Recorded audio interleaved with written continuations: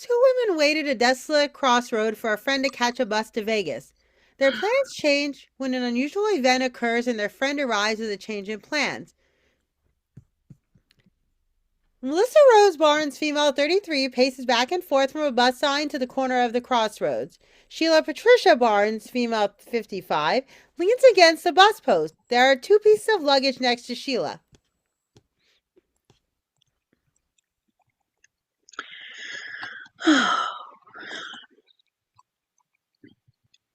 I went down to the crossroads, tried to flag a ride.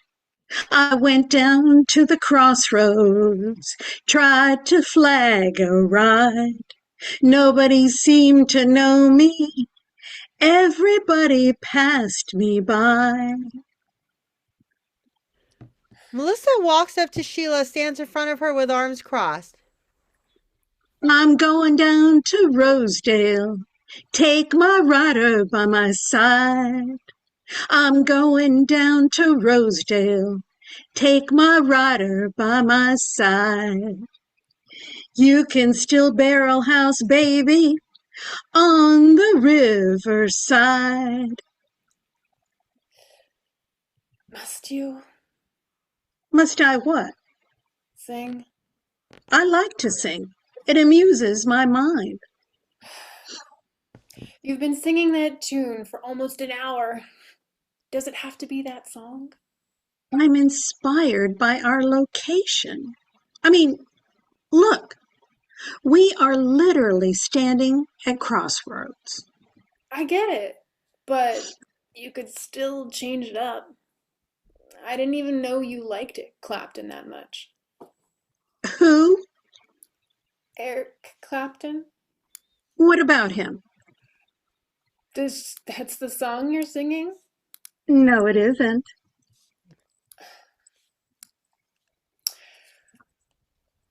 Well, um, yes, it is. It's Winterland in '68 in San Francisco. It's seen as one of the most significant 4 minutes of live rock ever recorded. Barrel House Jazz. What? It's an iconic barrel house jazz song by Robert Johnson. What the hell is Barrel House? And who the hell is Robert Johnson?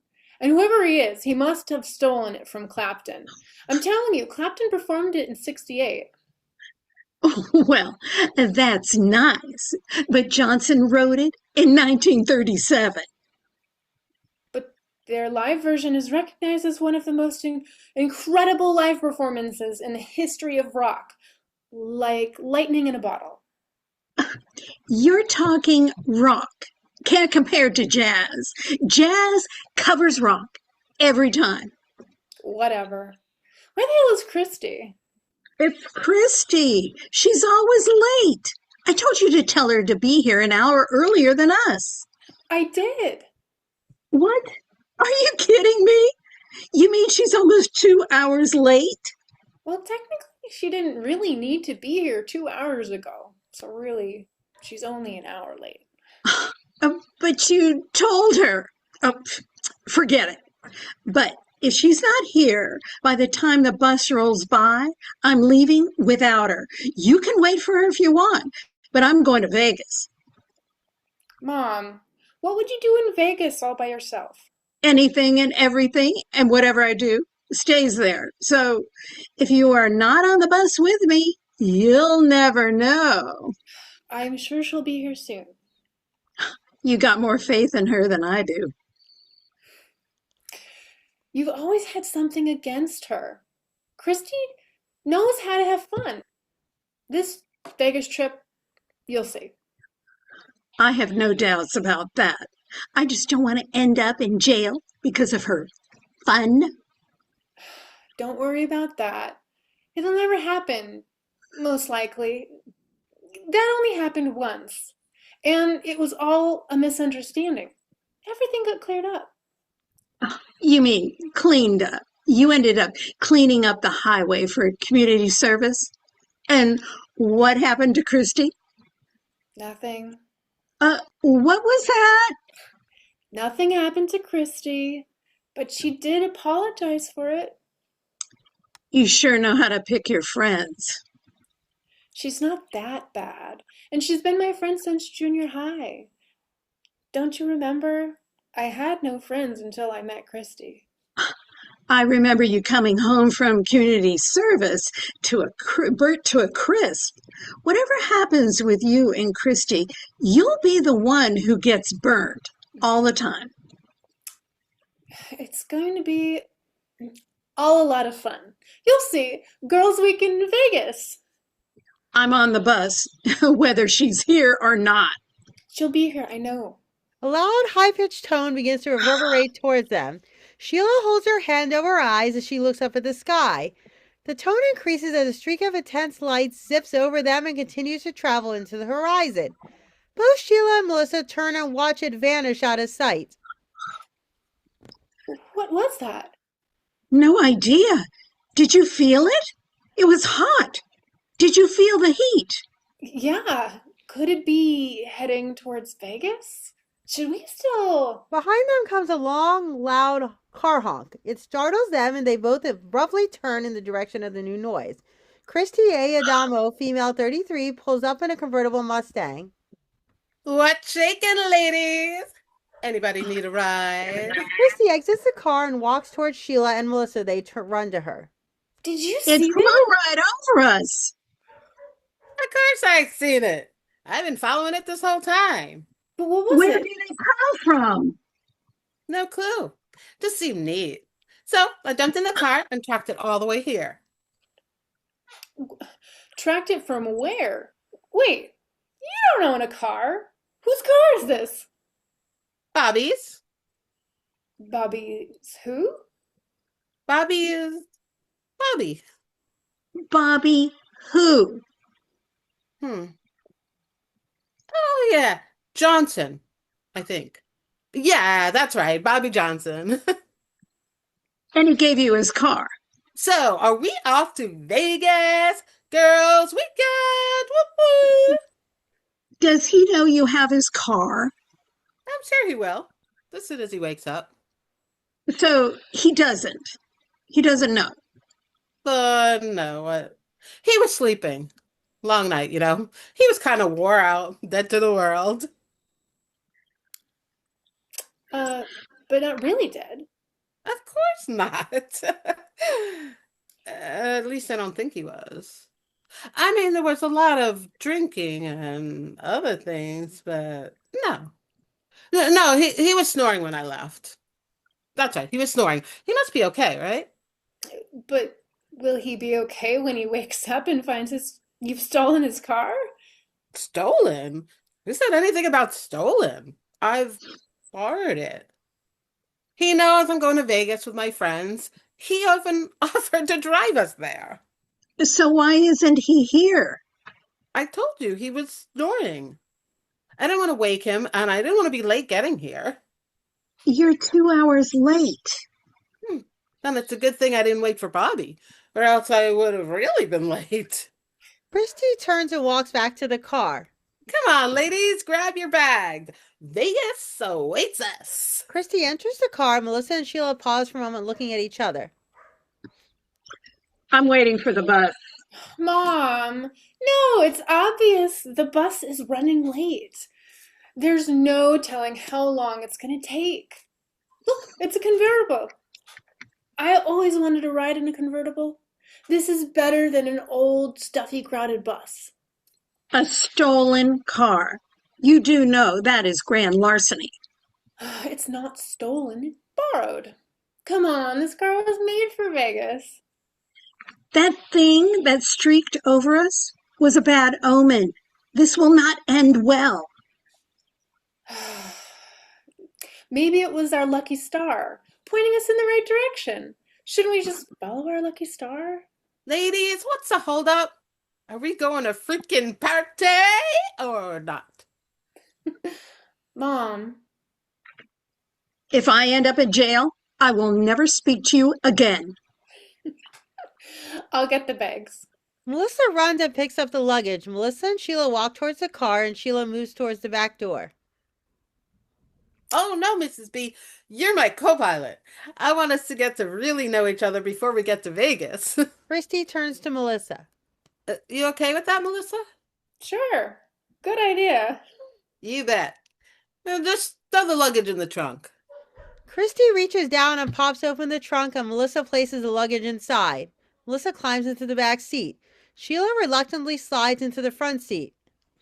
Better buckle up. It's gonna be a bumpy ride. Sheila looks over to Melissa. The sun going down, boy. Dark gonna catch me here.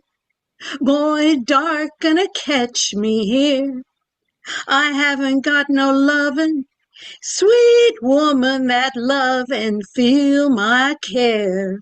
I love that song. The Crossroad Blues. Robert Johnson and his Deal with the Devil. You know Robert Johnson's music. Sure. You know, Bobby was playing it last night. Your Bobby is a musician? Yeah. Didn't I tell you that? No, you didn't. Well, that's how I met him. He was playing at the Orleans Saloon. We really hit it off after his session. He was all into Robert Johnson. Told me everything about him. His deal with the devil and mysterious death. What was all mysterious? Possibly poisoned by a jealous girlfriend. He was only 27 when he died. Ain't that a kick? Same age as Bobby. Interesting. Is Bobby just short for Robert? I don't know. That would be a real kick if it was. That would be too freaking. Not half as freaking as our weekend's gonna be. Let's get this show on the road. Mrs. B, this is gonna be your most epic adventure ever. Christy It's starts gonna- up the engine, and Sheila looks back at Melissa. It's gonna be all okay. We're gonna have more fun than three girls ever had. As much fun as any bankroll can afford. Then it will be moderate fun with our moderate funds. Mrs. P, check out the glove compartment. Sheila opens the glove compartment, revealing stacks of large bills stuffed in the compartment. Where did this come from? It came with the car. Get ready to roll, ladies. It's gonna be insane. Christy floors the gas, and they ride off into the horizon. Woo!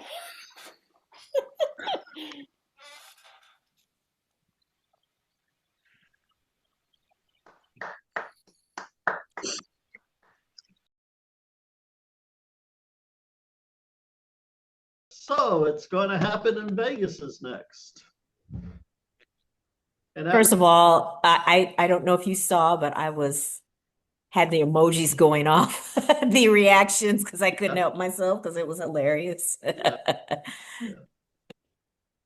This was kind of put together at last minute because when I decided to do it happened in Vegas, only one other person had a story up. So I said, oh, I better pull something out.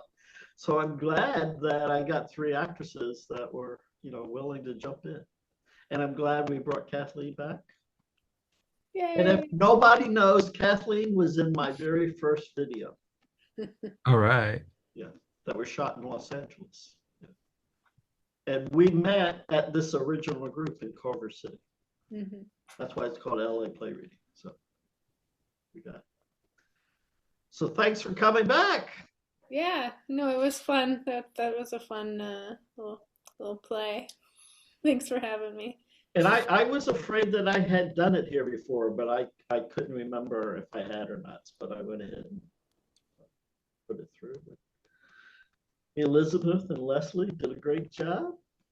We had a little bit of singing. If you call it that. I love the historical references, and the rock, paper, scissors joke was hilarious. Yeah. I wasn't sure if anybody else would catch that or not. So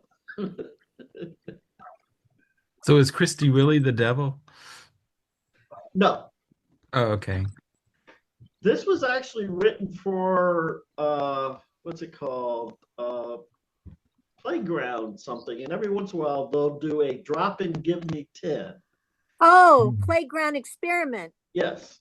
And so they want 10 pages, but they don't want the first 10 pages. They just want 10 pages. And they give you certain things that you have to include in the piece.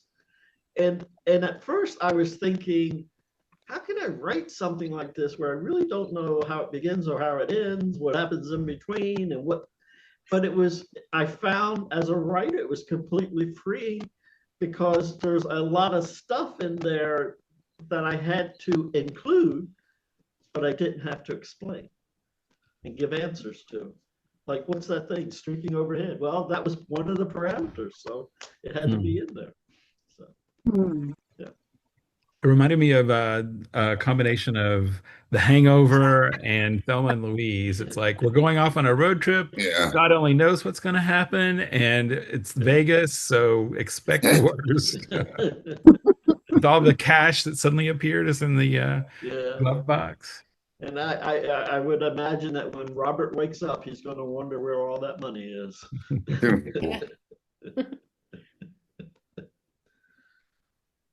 So Kathleen, Christy, and Kim, you like the characters? You enjoy the characters? I'm sorry, not Kim. Elizabeth. Oh yeah, Next it was time. it was fun. It was wonderful. Yeah, we could tell you were enjoying yourself. That was nice. We loved your hat too, Elizabeth. That was a great addition. Thank you, thank you. Yeah, it was a lot of fun. I really enjoyed it, and reading with Leslie and Kathleen was just delightful. Yeah, it was a good combination. I second that. Yeah, same. It was fun. it was really fun. That whole conversation about the music was so hilarious because it sounds like a conversation my boyfriend and I have all the time about music, and the same conversation I had with my mom when I would play something and she'd go, "That ain't nothing but James Brown." I'd be like, "What are you talking about? It's brand new."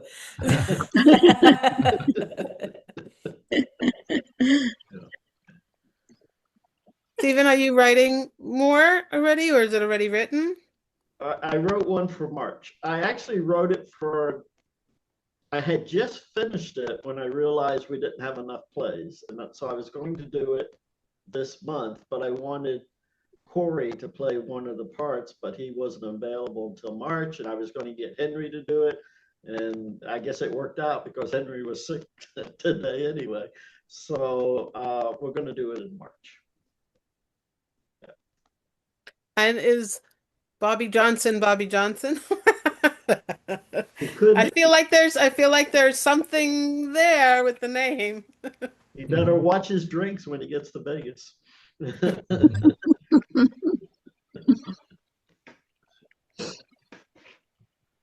Well, Stephen, yes. this is off topic, but you piqued my curiosity when you mentioned the drop and give me 10. Yeah. I read your play a year ago in February for Really? the drop and give me 10, the one that took place in 1968 in front of the Ambassador's Hotel. Wow. About Sirhan. Yeah. Wow. I'm getting around and I didn't. Yeah, I think you were there, I guess. I don't know. Yes. Yeah. And we also did it here. And Leslie, you played the part, right? Yeah. Yeah. It's a really, really interesting play. Yeah. I enjoyed writing that one. Yeah. That one It was great. Stephen is very prolific and his writing is Yes. wonderful. For sure. And he has a play. I'm gonna toot your horn for you, Stephen. If anybody's in New York, Stephen has a play at the Chain happening next week. 2 more performances. yeah. Awesome. Oh, If you're in New York, go see it. So what's it called? It's called It's Not My Christmas. And what block is it in? Do you know? 21. 21? Yes. And so there's a show this Wednesday at 6:30, I think. And because of the blizzard, there was supposed to be a show today. They're going to do it on Saturday at 5 o'clock. Oh, okay. Well, I just want to say thank you, everybody, before I have to get off. But thank you. It's nice to be back. And if anybody needs a reader in the future, let me know. Lovely meeting you, Kim. And we Nice have to meet you. posted. We have Bye. posted up there for March. Thank you. Okay. All right.